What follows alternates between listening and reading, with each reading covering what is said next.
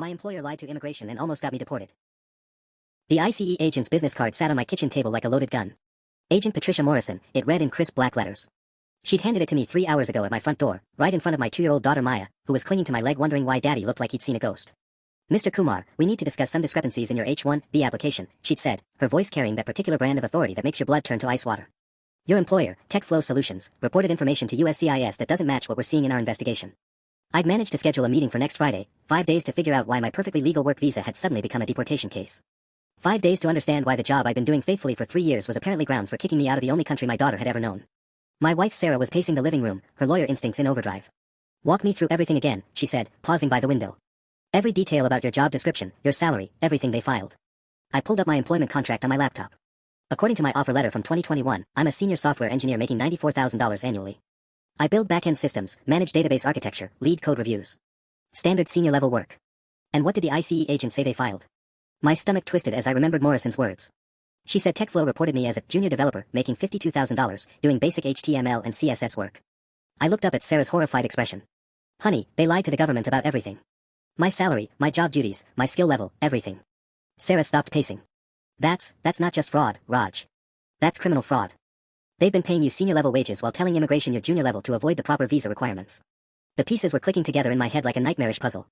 H-1B visas have strict prevailing wage requirements. Employers have to prove they're paying foreign workers the same as Americans in similar roles.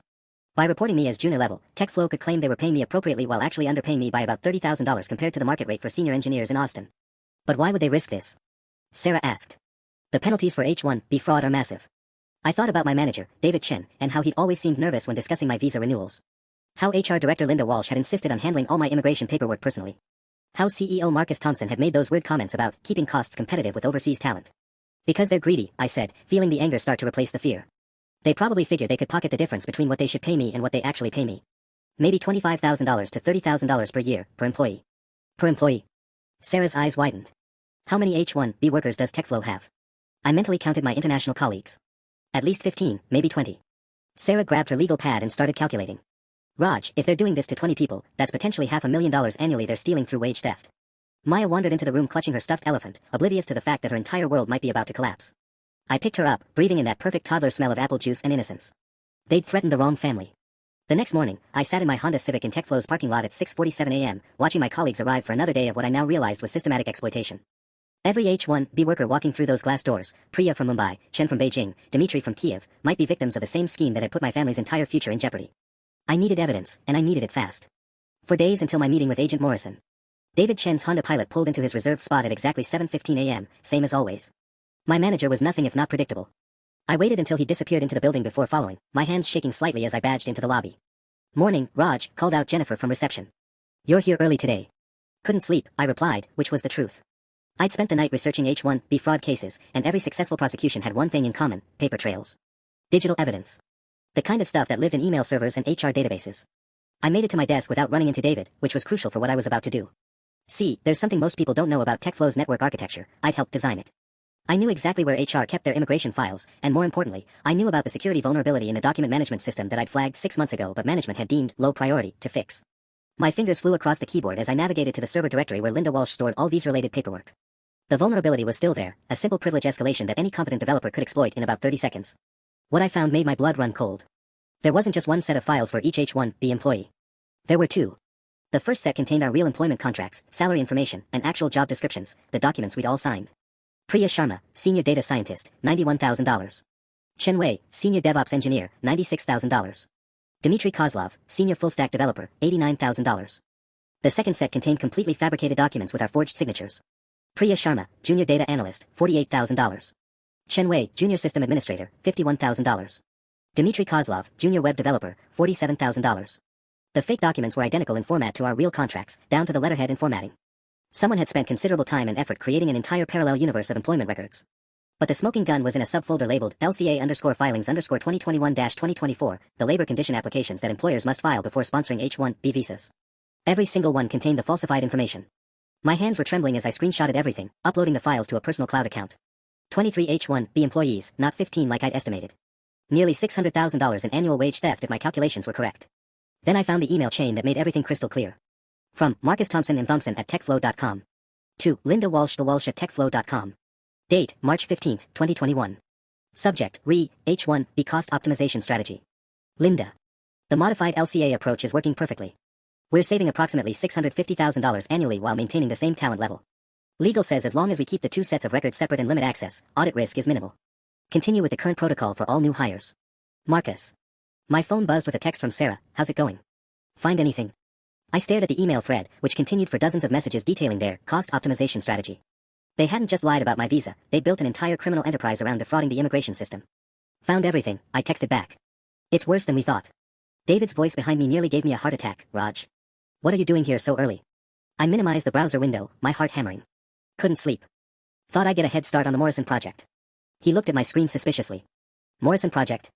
The database optimization for the Morrison client, I improvised, pulling up some random code files. David nodded slowly. Right. Well, don't burn yourself out. Oh, and Linda wants to see you in her office at 10 a.m. Something about your visa renewal paperwork. As he walked away, I realized they knew. Somehow, they knew about the ICE investigation. The trap was closing, and I was right in the middle of it. At 9:47 a.m., I stood outside Linda Walsh's office door, my phone recording in my shirt pocket and a USB drive containing every stolen document hidden in my shoe. 13 minutes until the meeting that would either give me the evidence I needed or confirm that my cover was blown. Through the frosted glass, I could see Linda's silhouette hunched over her desk, phone pressed to her ear. Her voice was muffled but urgent, the kind of tone people use when they're trying to contain a crisis. ICE agent contacted him directly. Yes, I understand the exposure risk. No, we can't just terminate him now, that would look retaliatory.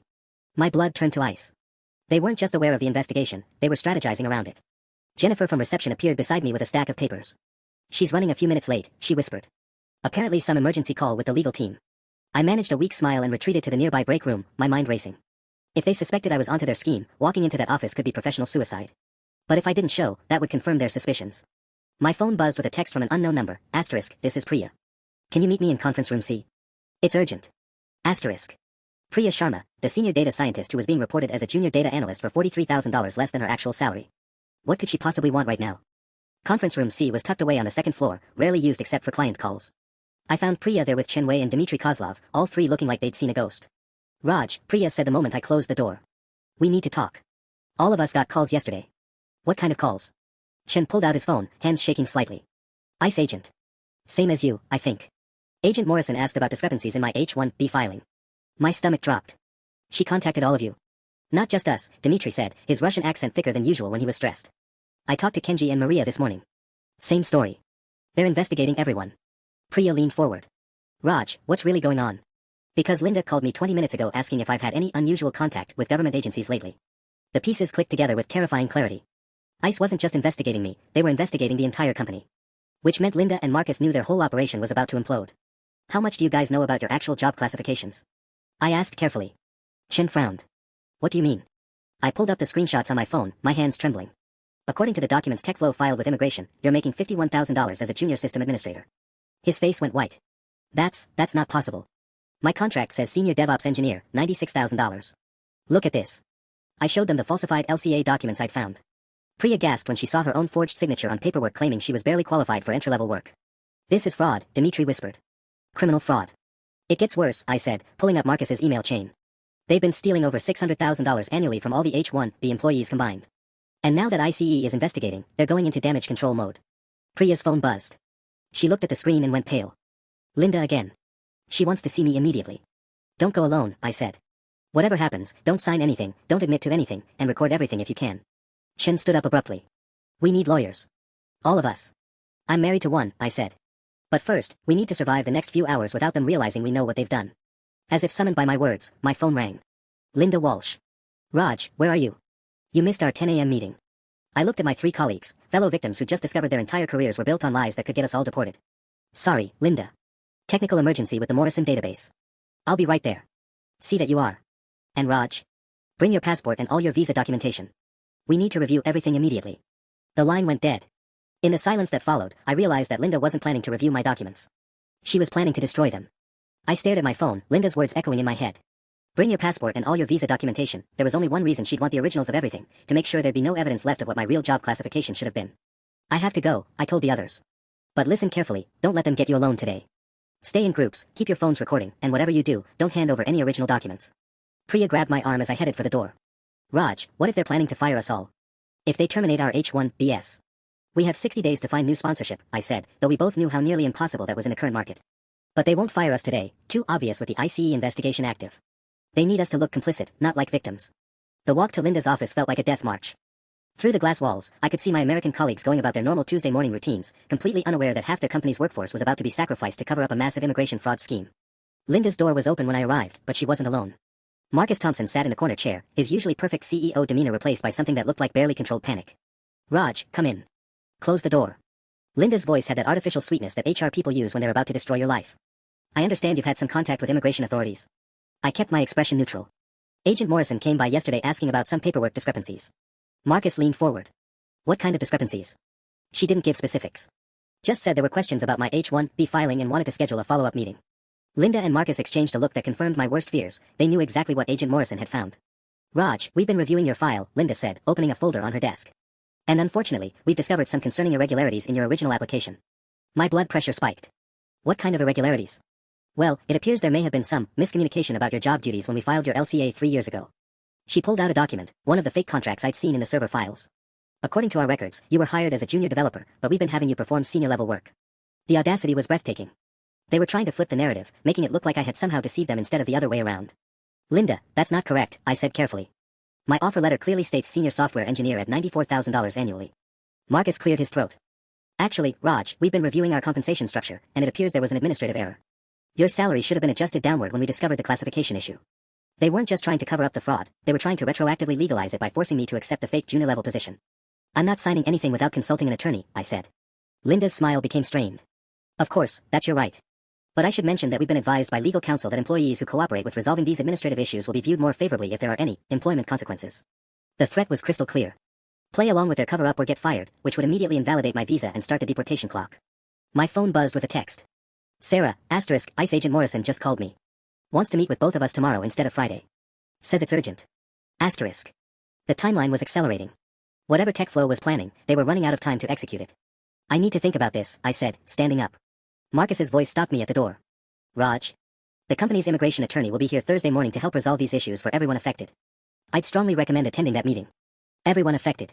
They were planning to force all 23 H-1B employees into accepting the fraudulent classifications to save their own skins. But as I walked back to my desk, I realized Marcus had just made a crucial mistake. He'd confirmed they knew exactly how many people were involved. I made it back to my desk on shaking legs, Marcus's words echoing in my head.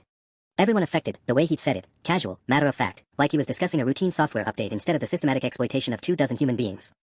My computer screen showed 17 missed Slack messages from my H-1B colleagues.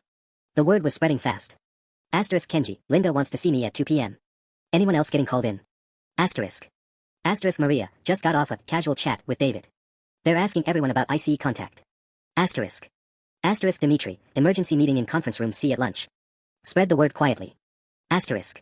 I was typing a response when my phone rang. Unknown number, but the area code was local. "Mr. Kumar. This is Janet Rodriguez from the Department of Labor, Wage and Hour Division.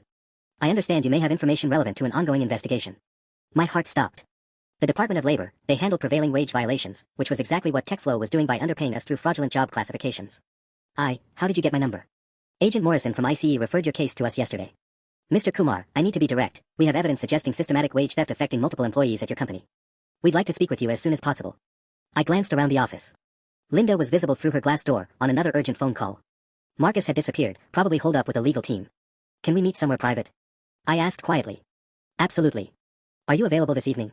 "We can meet at our field office downtown at 6 p.m. After hanging up, I realized the investigation was expanding faster than TechFlow could control it. ICE had brought in the Department of Labor, which meant federal agencies were coordinating. This wasn't just about immigration fraud anymore, it was about wage theft, tax evasion, and probably a dozen other federal crimes. My Slack pinged with a direct message from Chen, *Raj, check the company directory. Half the H-1B employees are listed as out of office starting tomorrow. I pulled up the internal directory, and my blood turned to ice. Chen was right, 12 of our international colleagues were suddenly listed as taking administrative leave effective Wednesday morning. They weren't being fired, which would trigger immediate visa issues. They were being isolated. Another message popped up from Priya, *, just overheard Linda on a call. Something about managing the narrative and limiting exposure. They're planning something big. At 11:47 a.m., I made a decision that would either save my family or destroy everything we'd built in America. I picked up my desk phone and dialed Agent Morrison's direct number. "Agent Morrison, this is Raj Kumar. I need to move our meeting to today. I have evidence of systematic immigration fraud involving at least 23 H-1B employees, and I believe my employer is planning to destroy documents or retaliate against witnesses." There was a pause. "What kind of evidence?" "Email chains between the CEO and HR director discussing their cost optimization strategy." Dual sets of employment records, real contracts and falsified ones submitted to USCIS. Financial records showing approximately $650,000 in annual wage theft. Mr. Kumar, where are you right now? At work. But I don't think that's safe much longer. Can you leave without arousing suspicion? I looked around the office. Half my H1B colleagues were huddled in nervous conversations, while the American employees worked obliviously at their desks. Linda's office was still occupied by what looked like an emergency strategy session. I think so. Should I bring the evidence? Bring copies, not originals. And Mr. Kumar, if you feel unsafe at any point, call 911 immediately. We've seen retaliation cases turn ugly when companies realize their exposure. As I quietly packed my laptop bag with printed screenshots and a USB drive hidden in my shoe, my phone buzzed with one final message that made my decision crystal clear. Asterisk Sarah, Raj, Maya's daycare just called. Someone claiming to be from your company called asking about our family's schedule and when we'd be traveling. I'm scared. Asterisk. They weren't just threatening our jobs anymore. They were threatening our family. I stood up, grabbed my jacket, and walked toward the exit.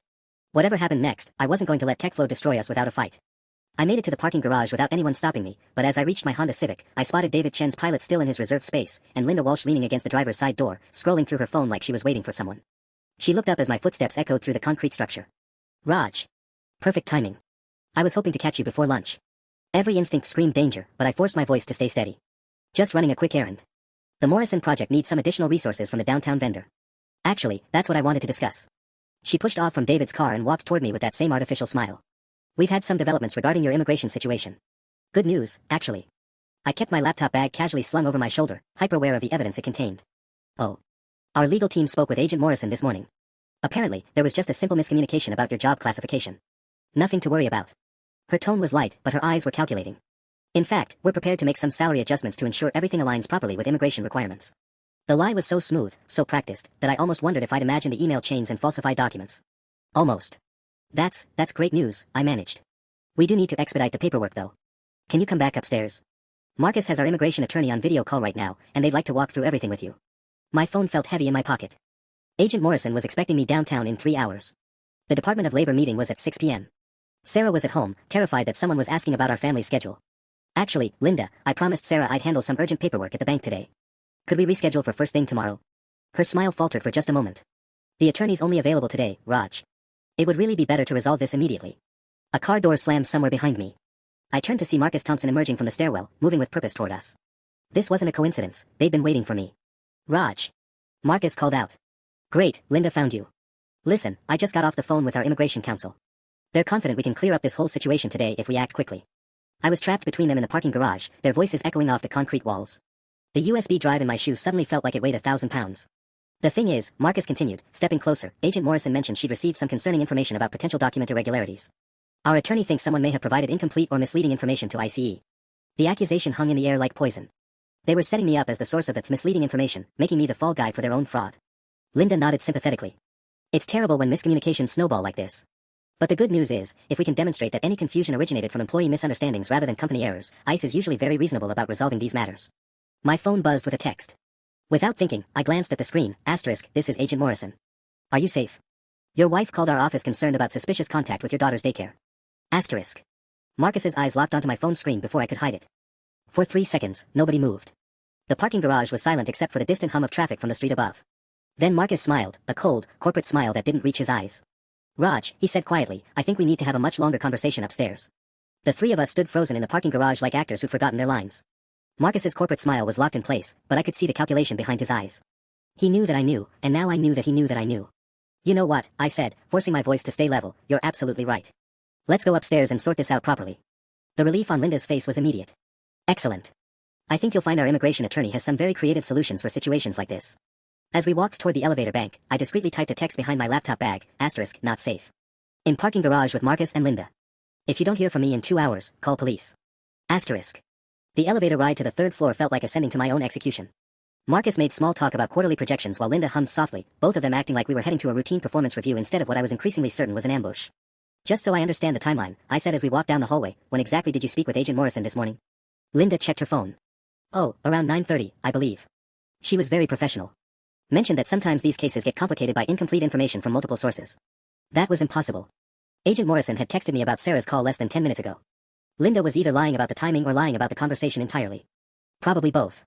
We passed conference room C, where I could see Dimitri and Chen through the glass walls, both looking tense as they pretended to review code. Dimitri caught my eye and frowned. I must have looked as panicked as I felt.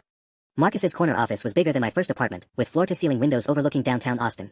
The immigration attorney was supposedly waiting on video call, but I noticed his laptop was closed and his desk phone wasn't blinking with an active connection. Have a seat, Raj. Marcus gestured to the chair directly across from his desk. Linda positioned herself near the door, not blocking it exactly, but close enough to make leaving awkward. So, Marcus began, settling into his executive chair. Let's start with what you think you know about your immigration status. The phrasing was telling. Not, let's clarify the facts, or let's review the documentation. What you think you know. Like my understanding of reality was somehow flawed or incomplete. I know that I was hired as a senior software engineer at $94,000 annually, I said carefully. I know that Agent Morrison found discrepancies between what TechFlow reported to USCIS and what I understood my job classification to be. Marcus nodded thoughtfully. And where do you think those discrepancies might have originated? Before I could answer, his office phone rang. He glanced at the caller ID and his expression darkened. Excuse me for just a moment. He picked up the handset. Thompson, what? When? How many? I see. Linda's phone started buzzing insistently. She looked at the screen and went pale. Marcus, she whispered urgently, we have a problem. Through the floor-to-ceiling windows, I could see black SUVs pulling into the visitor parking spaces below. Men in suits were getting out, moving with the purposeful stride of federal agents conducting a raid. Marcus hung up his phone and stared out the window. Raj, it appears your friends in the federal government have decided to escalate things rather dramatically. My heart was pounding so hard I was sure they could hear it. I don't know what you mean. Department of Labor, ICE, and what looks like FBI are currently requesting access to our premises, Linda said, reading from her phone. They have warrants for employment records, immigration files, and... She looked up at me. They're asking to speak with specific employees. Marcus walked to his window, hands clasped behind his back like a general surveying a battlefield. You know what's interesting, Raj? The timing. We invite you up here for a friendly conversation about resolving your immigration concerns, and suddenly federal agents are raiding our offices. I stood up slowly. I think I should go. Actually, Linda said, her voice no longer carrying any pretense of friendliness, I think you should stay right here until we figure out exactly how this situation developed. The door to Marcus's office opened without a knock. Agent Morrison stepped inside, flanked by two other federal agents I didn't recognize. Mr. Kumar, she said, her eyes scanning the room and taking in a positioning, me surrounded by Marcus and Linda, their obvious attempt to isolate me. We've been looking for you. Marcus cleared his throat. Agent Morrison, I believe there's been some misunderstanding. We were just meeting with Raj to resolve the immigration documentation issues you mentioned. Agent Morrison's smile was sharp as a blade. Oh, there's no misunderstanding, Mr. Thompson. We have warrants to seize your immigration files, payroll records, and all employment contracts dating back to 2019. We also have digital evidence of systematic wage theft and immigration fraud. She looked directly at me. Mr. Kumar, you're free to go. In fact, we'd prefer if you came with us. As I walked toward the door, Marcus called out one last time, Raj, I hope you understand the consequences of the choices you're making today. I stopped and turned around. For the first time in 3 years, I wasn't afraid of him. Marcus, I said quietly, I hope you understand the consequences of the choices you made when you decided to steal from my family. The look on his face was worth every terrifying moment of the last 48 hours. Walking out of TechFlow's headquarters flanked by federal agents felt surreal, like something from a movie I was watching rather than living. Through the lobby's glass walls, I could see my colleagues' faces pressed against windows, trying to understand why their workplace was suddenly swarming with law enforcement. Agent Morrison guided me toward a black SUV while her colleagues disappeared into the building with boxes of equipment. Mr. Kumar, I need you to know that you're not in any legal jeopardy here. Based on the evidence you provided in our investigation, you and your colleagues are victims of a systematic fraud scheme. The relief was overwhelming, but it mixed uneasily with a new fear. What happens now? To my visa, my job. That's complicated, she admitted, opening the SUV's passenger door. TechFlow's H-1B sponsor license will likely be revoked, which means all current visa holders will need to find new sponsorship within 60 days. But given the circumstances, ICE will work with legitimate employers who want to transfer affected workers. 60 days. Maya's entire vocabulary had expanded in less time than that, but finding a new H-1B sponsor in 2 months felt impossible. The tech market was brutal right now, and most companies planned their visa applications a year in advance. My phone rang as we pulled away from the building. Sarah's contact photo filled the screen, her and Maya at the park last weekend, both grinning at the camera. Raj. Thank God. Are you okay? There are news vans showing up at TechFlow. News vans. I looked at Agent Morrison, who was listening to her radio. The Department of Labor issued a press statement 20 minutes ago, she explained. Cases involving this level of wage theft typically generate media interest, especially when they affect this many workers. Sarah's voice was tight with worry. Honey, what does this mean for us? For Maya. Before I could answer, Agent Morrison's radio crackled. We've got a situation at the TechFlow offices. Several employees are refusing to cooperate, and the CEO is demanding to speak with his attorney before surrendering any documents. Copy that, Morrison replied. She looked at me apologetically. Mr. Kumar, I'm going to need to cut this short. Can you meet with the Department of Labor investigators at 4 p.m. instead of 6? The timeline just accelerated. I told Sarah I'd call her back and found myself standing on the sidewalk outside the federal building downtown, watching news crews set up their equipment. A reporter was already doing a live shot, systematic exploitation of foreign workers in what federal investigators are calling one of the largest H-1B fraud schemes ever uncovered in Texas. My phone buzzed with a text from Priya, Raj, they're interviewing everyone individually. Linda told me you provided incomplete information to federal agents and that I should clarify any misunderstandings in my statement. What should I do? The retaliation was starting already. Linda was trying to turn my colleagues against me by suggesting I'd somehow betrayed them to investigators. I was typing a response when another message appeared, this one from a number I didn't recognize. Asterisk, this is Janet Rodriguez, DOL. Can you come in immediately? We just seized TechFlow's payroll servers and found evidence of additional violations affecting contract workers and unpaid overtime. This case is bigger than we initially thought. Asterisk. My hands were shaking as I walked into the federal building. In the past 72 hours, I discovered that my entire career was built on lies, nearly lost my family's right to stay in America, and somehow become the key witness in a federal investigation that was apparently expanding by the hour. But as I rode the elevator to the Department of Labor offices, I thought about Maya's daycare receiving suspicious calls about our family's schedule. About Priya and Chen and Dimitri, all facing the same terrifying uncertainty. About the 20 other H-1B workers who still didn't know their paychecks had been stolen for years. Whatever happened next, TechFlow had picked the wrong families to destroy. The elevator doors opened, and I stepped into a hallway buzzing with federal agents, attorneys, and investigators who looked like they were preparing for war. It was time to finish what Marcus and Linda had started. The Department of Labor's conference room felt like mission control for a corporate takedown. Janet Rodriguez sat across from me with 3 laptops open, their screens filled with spreadsheets that made my stomach churn. Every row represented another H-1B worker, another family whose lives had been built on TechFlow's lies.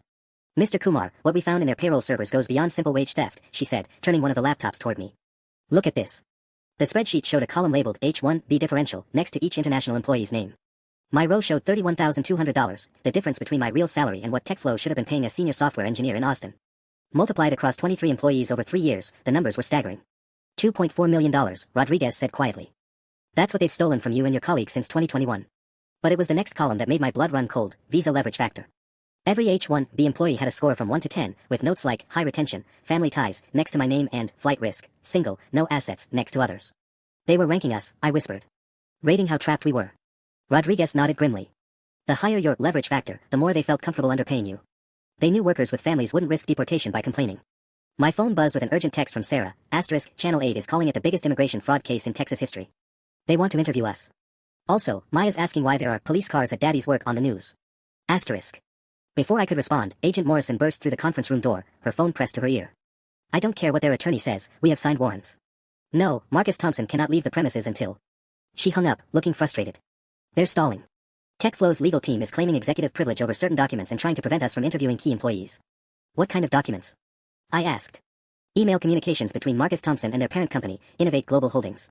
Apparently, this cost optimization strategy wasn't just Marcus's idea, it was directed from corporate headquarters. Rodriguez pulled up another screen. Mr. Kumar, we need to ask you about Innovate Global. According to these records, they own 17 other tech companies across 6 states. If they're implementing the same H-1B fraud scheme everywhere. The implication hit me like a truck. This wasn't just about TechFlow and 23 employees in Austin. This could be affecting hundreds, maybe thousands of workers across the country. I've never heard of Innovate Global, I said. Marcus never mentioned a parent company. Agent Morrison's radio crackled again. Agent Morrison, we have a problem. 3 H-1B employees just submitted resignation letters simultaneously, effective immediately. All citing personal reasons. My heart sank. Who resigned? Morrison checked her notes. Kenji Nakamura, Maria Santos, and David Park. I knew exactly what had happened. Linda had gotten to them first, probably offering immigration assistance if they distanced themselves from the investigation. 3 more families scared into protecting the very people who'd been exploiting them. There's something else, Rodriguez said, turning her laptop screen toward me again. We found wire transfers from TechFlow to offshore accounts in the Cayman Islands. The amounts correspond exactly to the stolen wages, minus a 15% processing fee that appears to go directly to Innovate Global. They weren't just stealing from us, they were laundering the money overseas. Rodriguez leaned forward. Mr. Kumar, we need you to understand something. This investigation is no longer just about immigration fraud or wage theft. We're looking at money laundering, tax evasion, and potentially racketeering charges. The FBI's Financial Crimes Unit is taking over the case. My phone rang. Unknown number, but I recognized the area code as TechFlow's. Don't answer that, Agent Morrison said quickly, but I'd already hit the green button. Raj. It was Priya, and she sounded terrified. They're telling us we have to sign new employment agreements right now. They're saying if we don't sign, we'll be terminated immediately and our visas will be revoked. Through the phone, I could hear Linda's voice in the background. These are just updated job descriptions to ensure compliance with federal regulations. Priya, don't sign anything, I said urgently. Where are you right now? Conference room A. They have all of us here, everyone who hasn't resigned. Raj, I'm scared. They're saying you gave false information to investigators and that we need to correct the record or we'll all be deported. Agent Morrison was already grabbing her radio. All units, TechFlow is attempting to coerce witnesses. Move in immediately. As federal agents rushed toward the elevators, I realized Marcus and Linda had made their final, desperate play. They were gambling that they could frighten my colleagues into signing documents that would retroactively legitimize the fraud and pin the blame on me. But they'd forgotten one crucial detail. Every conversation in TechFlow's conference rooms was recorded by their own security system. The system I'd helped install 6 months ago. The security system recording revelation hit me like lightning. I grabbed Agent Morrison's arm as she headed for the elevator. Wait, TechFlow records all their conference room meetings. If they're coercing signatures right now, we have it on video. Rodriguez looked up from her laptop. Can you access those recordings remotely? Not from here, but... I pulled out my phone, scrolling through my contacts until I found Jake Martinez, TechFlow's IT security contractor. Jake had helped me configure the recording system and, more importantly, he'd always hated how Marcus treated the international employees. Jake, it's Raj. I need a huge favor and I need it right now. Dude, what the hell is happening over there? I've got FBI agents calling me about server access, and Linda Walsh just tried to get me to delete the security footage from this week. My blood went cold. She asked you to delete footage? 20 minutes ago. Said there were privacy concerns with some employee meetings. I told her I needed written authorization from Marcus, but she kept pushing. Agent Morrison grabbed my phone. Mr. Martinez, this is Agent Patricia Morrison with ICE. We need that security footage preserved as evidence. Can you prevent any deletion attempts? Already done, Jake's voice crackled through the speaker. The moment Linda called, I created backup copies of everything from the past month. But Agent Morrison, you need to see what's happening right now. What do you mean? I'm watching the live feed from conference room A. They've got about 15 people in there, and Marcus is making some speech about company loyalty and protecting everyone's future. It looks coercive as hell. Rodriguez was already pulling up something on her laptop. Mr. Kumar, if we can prove they're destroying evidence while actively coercing witnesses, the federal charges multiply exponentially. My phone buzzed with a text from Chen, asterisk, they're saying we have 10 minutes to sign or security will escort us out. Priya asked about getting lawyers and Marcus said that would complicate everyone's immigration status. What do we do? Asterisk. I looked at Agent Morrison. How fast can your people get there? 3 minutes. But if TechFlow's employees sign those documents before we arrive, they won't. I was already dialing another number, the main conference room's direct line, which would put me on speakerphone to everyone inside. Linda's voice answered after 2 rings. Conference room A. Linda, it's Raj. I'm here with Agent Morrison and the Department of Labor investigators. The silence was deafening. Then Marcus's voice, tight with barely controlled anger, Raj, you're not authorized to be on this call. Actually, Marcus, I'm calling to let everyone know that federal agents are en route to preserve evidence and ensure no one's being coerced into signing documents under false pretenses. Raj, you need to stop interfering. I'm also calling to tell my colleagues that TechFlow's security system has been recording everything that's happened in that room today. Every threat, every lie about deportation, every attempt to blame the visa fraud on employees. Through the phone, I could hear chairs scraping and urgent whispered conversations.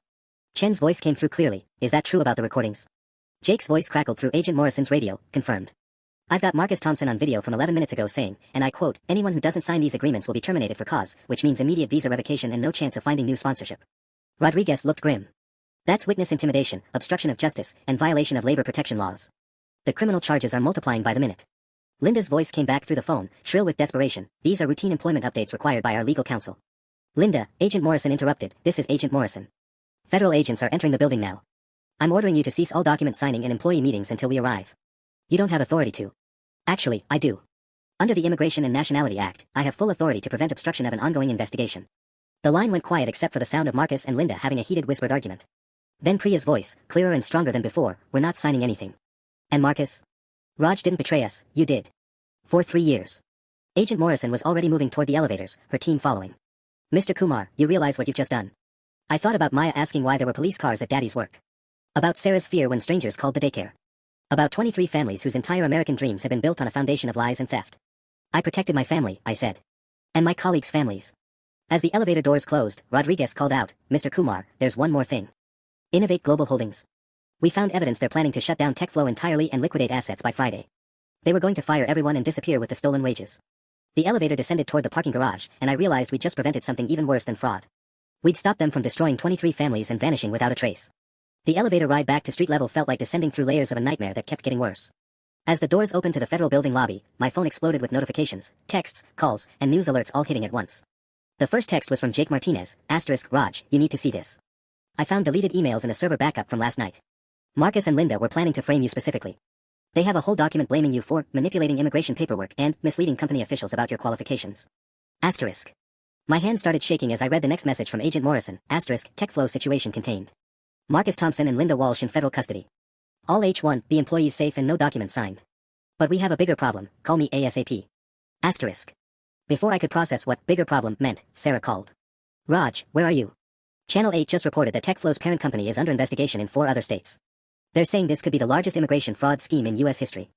I found a quiet corner near the federal building security desk. Sarah, I'm at the Department of Labor. They arrested Marcus and Linda, but that's not why I'm calling. Her voice had that controlled panic tone she used when trying not to scare Maya. A man came to our house 20 minutes ago. He said he was from TechFlow's legal department and needed to verify some information about your employment history. Ice filled my veins. What kind of information? He wanted to know about your previous jobs, your education credentials, whether you'd ever worked under a different name. Raj, he knew things, like where we lived before Austin, Maya's birthday, your mother's maiden name. This wasn't random intimidation. Someone was building a case to discredit me, gathering personal information that could be twisted into evidence of fraud on my part. Where's Maya now? Safe at my mom's. But Raj, this man, he didn't feel like a lawyer. He felt like someone who finds people for a living. My phone buzzed with another text, this one from an unknown number, asterisk, Mr. Kumar, this is David Park. I resigned earlier because Linda told me you've been lying to federal agents about all of us. But I just heard the conference room recordings. I'm so sorry. They said if I didn't distance myself from you, they'd make sure I got deported. What can I do to help? Asterisk. Then another from Maria Santos, asterisk Raj, they told me you were trying to blame the junior employees for visa fraud to save yourself. I believed them and resigned. I feel sick. How do we fix this? Asterisk. The scope of TechFlow's manipulation was staggering. They hadn't just been stealing our wages, they'd been systematically turning us against each other, making sure no one trusted anyone enough to compare notes or organize resistance. Janet Rodriguez appeared beside me, looking harried. Mr. Kumar, we have a situation. Innovate Global Holdings just filed for bankruptcy in Delaware, about an hour ago. They're trying to dissolve all assets before we can freeze them. What does that mean for the stolen wages? It means $2.4 million in stolen wages could disappear into a legal black hole while they liquidate offshore accounts. She paused, checking her phone. There's more. We just discovered TechFlow wasn't their only Austin operation. They own DataSync Technologies and CloudPoint Solutions too, both with significant H-1B workforces. My stomach dropped. How many more people? Preliminary count suggests over 60 additional workers across the 3 companies. And based on email evidence from Marcus's laptop, the scheme goes back at least 5 years. 60 more families. 5 years of systematic exploitation. And now they were trying to destroy all evidence and disappear with millions in stolen wages while simultaneously building a case to make me the scapegoat. Agent Morrison's voice cut through my spiraling thoughts. Mr. Kumar, I need you to get somewhere safe immediately. We just intercepted communications suggesting TechFlow hired a private investigation firm to gather evidence of employee misconduct. They're not just going after you legally, they're going after your entire history. As I stood in the lobby of a federal building, surrounded by agents and investigators working to bring down a massive criminal enterprise, one terrible realization crystallized. TechFlow's final play wasn't just about escaping justice. They were planning to destroy me so completely that no other H-1B worker would ever dare to speak up again. Agent Morrison's warning about the private investigators hit me like a physical blow, but it was Jake's next message that made my blood turn to ice. Asterisk Raj, they didn't just delete emails. I found evidence they've been monitoring your personal devices for months. Every text, every call, every search. They know about Sarah's law firm, Maya's daycare schedule, even your mother's address in Mumbai. Asterisk. The federal building lobby suddenly felt exposed, vulnerable. I looked around at the marble floors and glass windows, realizing that even here, surrounded by federal agents, TechFlow somehow felt 3 steps ahead. Rodriguez pulled me aside, her voice low. Mr. Kumar, there's something else. The private investigation firm Innovate Global hired Blackstone Corporate Intelligence. They specialize in destroying whistleblowers, bankrupting them with lawsuits, getting them fired, even fabricating criminal evidence. My phone rang. Sarah again, but this time her voice was barely controlled panic. Raj, I just got a call from the Texas Bar Association. Someone filed an ethics complaint against me, claiming I improperly advised a client to provide false information to federal agents. They want to investigate my license. The chess pieces clicked into place with horrible clarity. They weren't just coming for me, they were systematically dismantling everything that gave me the strength to fight back. Sarah's career, our financial stability, even our ability to stay in the country if my case fell apart.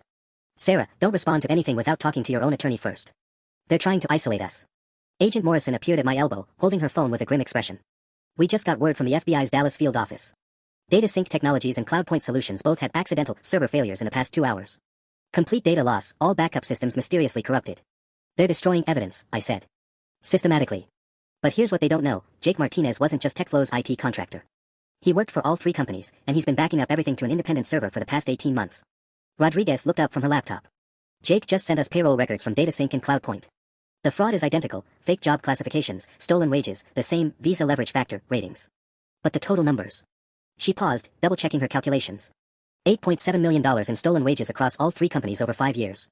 My phone buzzed with a text from Priya, asterisk Raj, something weird just happened. A woman claiming to be from USCIS called my apartment, said there were questions about my original visa application and that I needed to come in for questioning tomorrow.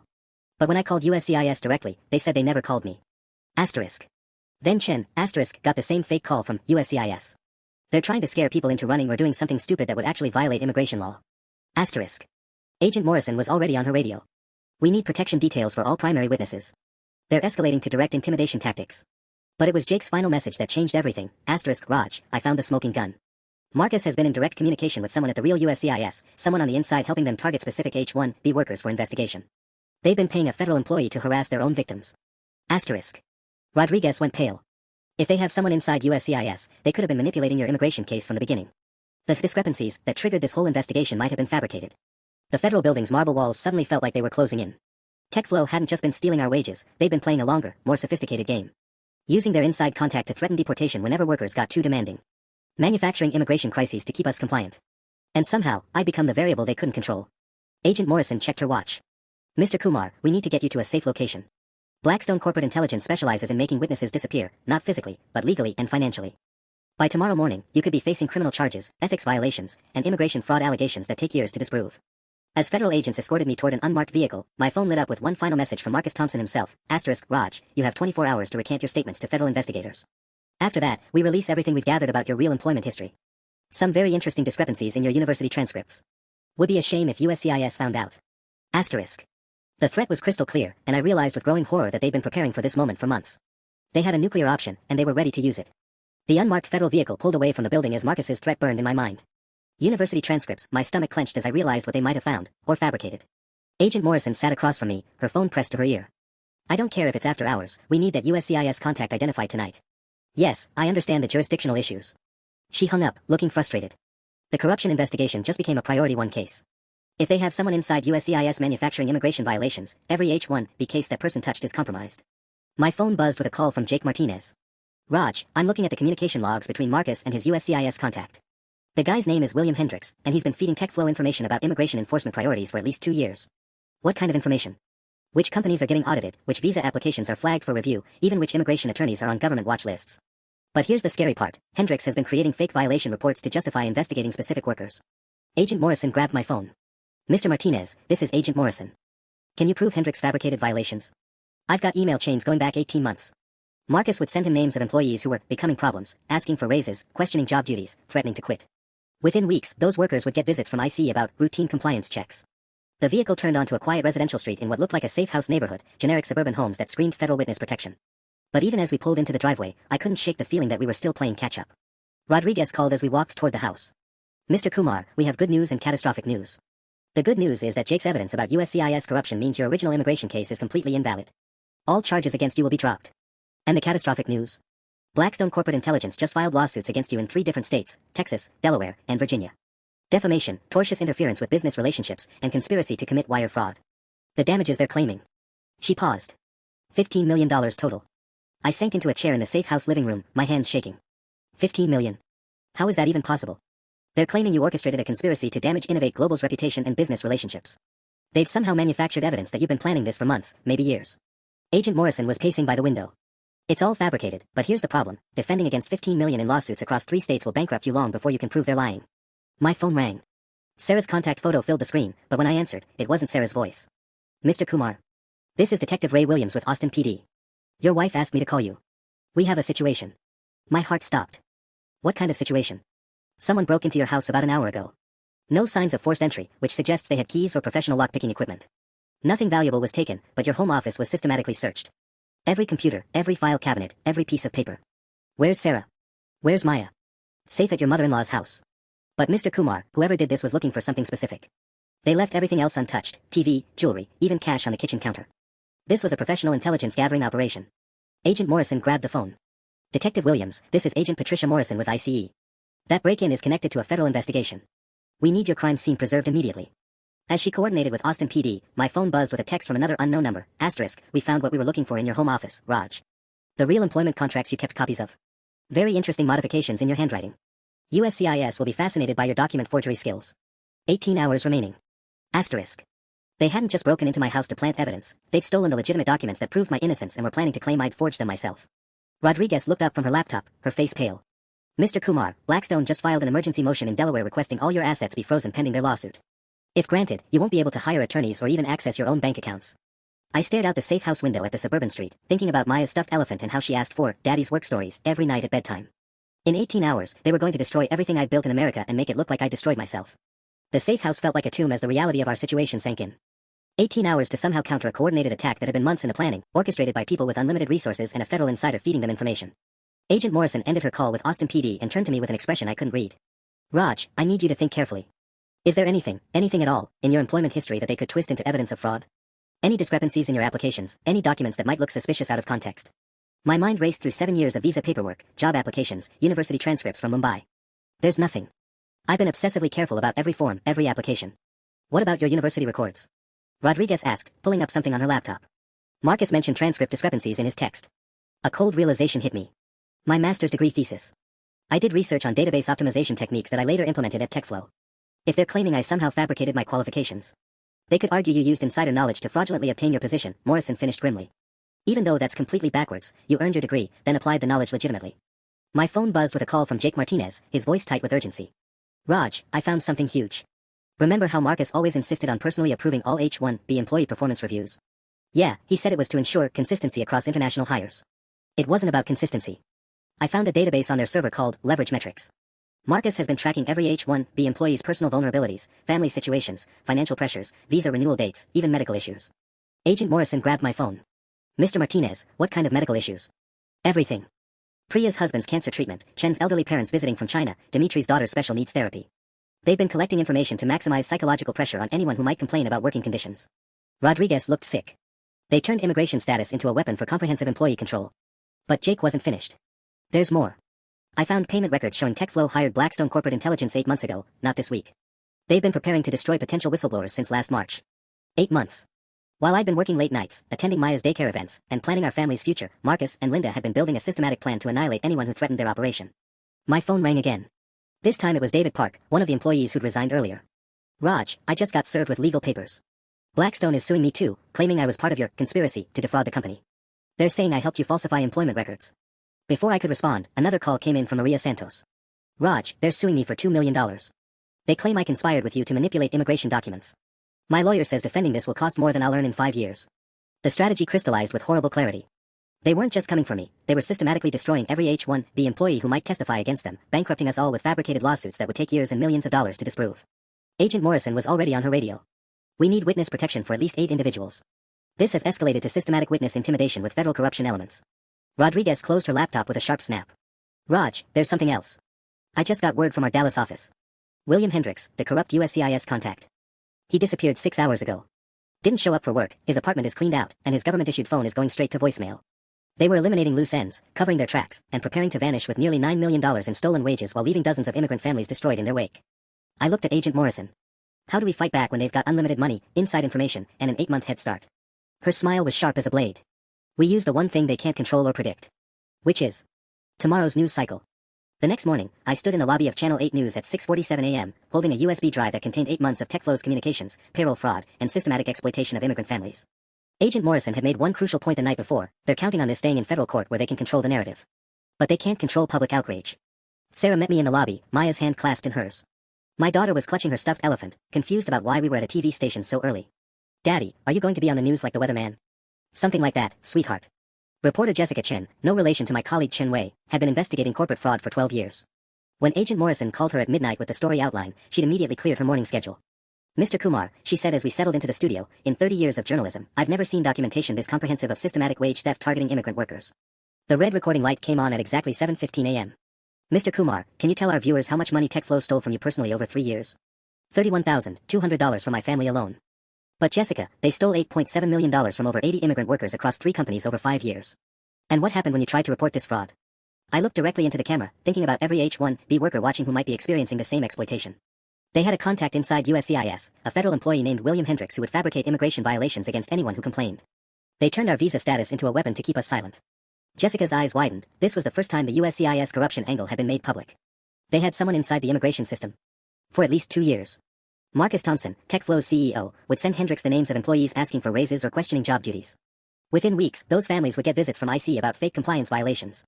The interview lasted 18 minutes. By 8:30 a.m., my phone was exploding with calls from other news outlets. By 9:15 a.m., hashtag TechFlowFraud was trending on social media. By 10 a.m., Congressman Rodriguez's office had announced emergency hearings on H-1B system corruption. At 10:47 a.m., Jake Martinez called with news that changed everything. Raj, Blackstone Corporate Intelligence just withdrew all their lawsuits against you and the other employees. Every single one, dismissed with prejudice. What happened? Public pressure. Their other corporate clients started canceling contracts when the news broke about them targeting immigrant families. They can't afford the reputation damage. Agent Morrison called at 11:15 a.m. Marcus Thompson and Linda Walsh just accepted federal plea deals. Full cooperation with the investigation, testimony against Innovate Global Holdings, and personal restitution for all stolen wages. They're looking at minimum 5 years federal prison. But the call that mattered most came at 11:33 a.m. Mr. Kumar. This is Director Susan Walsh with USCIS, no relation to Linda Walsh at TechFlow. We're expediting new H-1B applications for all affected workers with a streamlined sponsorship process. Your family's immigration status is completely secure. 6 months later, I was sitting in my new office at Innovative Solutions, a company that had specifically recruited TechFlow's displaced H-1B workers after the scandal broke. My salary, $127,000 annually, which was actually market rate for senior software engineers in Austin. The final restitution check had arrived last week, $31,200 in stolen wages, plus $18,700 in interest and penalties. Maya's college fund was looking much healthier. But the real victory was the text I'd received that morning from Priya, Raj, my new company just sponsored my green card application. After 3 years of fear about deportation, I'm finally going to be a permanent resident. Thank you for having the courage to speak up for all of us. Marcus Thompson was sentenced to 7 years in federal prison. Linda Walsh got 5 years. William Hendricks received 10 years for federal corruption. Innovate Global Holdings was dissolved, with all remaining assets distributed to the 87 workers they'd exploited. The Department of Labor established new enforcement protocols for H-1B wage compliance. Congress passed the Immigrant Worker Protection Act, making it a federal crime to use visa status as leverage against employees. And every night at bedtime, when Maya asks for Daddy's work stories, I tell her about the importance of standing up for what's right, even when it's scary. Some battles are worth fighting, especially when you're protecting your family's future.